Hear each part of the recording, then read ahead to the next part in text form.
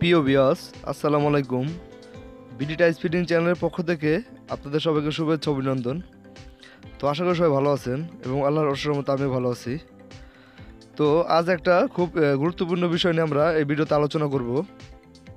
তো এক ভাই কমেন্ট করে আসলে কমেন্ট করেছিল যে ভাই আমি টাইলস ফিটিং করি, কিন্তু টাইলসের যে জয়েন্টগুলো আছে সেই জয়েন্টগুলো ঠিক থাকে না। মানে লাইনটা আপনার সোজা থাকে না, বাঁকাতারা হয়ে যায়। তো আসলে এই প্রবলেমটা অনেকেরই হয় যারা নতুন অবস্থায় টাইলস ফিটিং করে এবং টাইলসের কাজ শিখতেছে। তো তাদের জন্য আছে ভিডিওটি খুব উপকৃত হবে তারা এই ভিডিওটি দেখলে। তো চলুন ভিডিওটি শুরু করা যাক।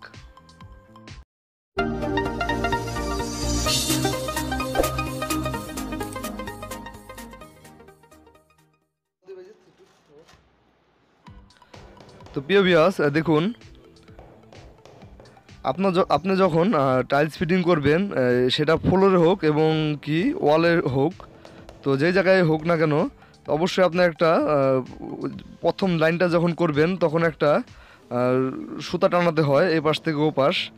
তো সেই সুতাটা আপনার ঠিক থাকবে প্রথমত। দ্বিতীয়ত দেখুন আমরা যে টাইলসটা ফিটিং করেছি সেই টাইলসের জয়েন্টটা দেখেন আপনার মোটামুটি 2 মিলির মতন ফাঁক রেখেছি।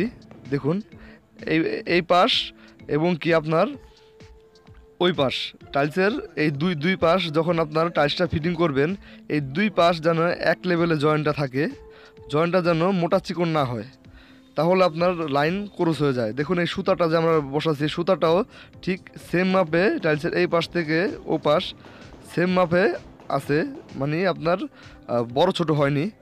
তো আপনি যখন টাইলসটা ফিটিং করবেন জয়েন্টগুলো এক সমান রাখার চেষ্টা করবেন, এই পাশ আর ও পাশ।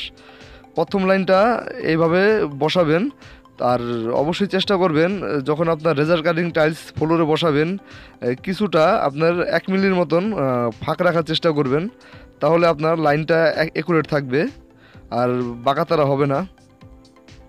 আর অনেকে আছে আপনার মাঝে ক্লিপ দিয়ে টাইলস বসায়, তো তাদের ক্ষেত্রে তাদের সিস্টেমটা অন্যরকম।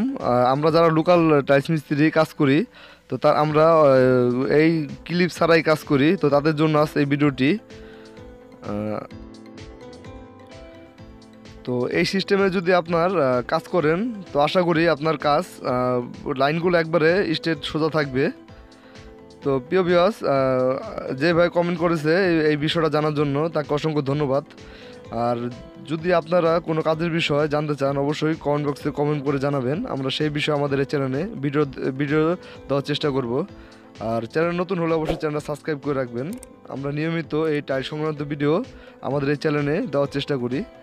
তো আজকের মতন এই পর্যন্তই এই ভিডিওতে বলার চেষ্টা করলাম। তো সবাই ভালো থাকবেন, সুস্থ থাকবেন, সবাইকে আসসালামু আলাইকুম।